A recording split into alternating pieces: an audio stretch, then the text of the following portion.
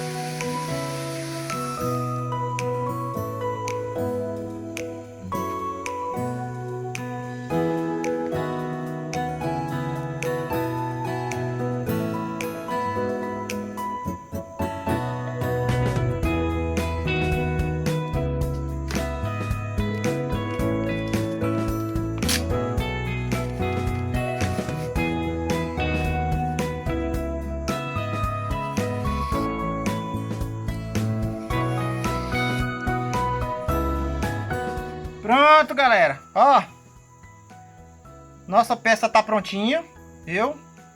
Agora é só enviar pro dono. Já coloquei minha marca aqui, ó, como vocês podem ver.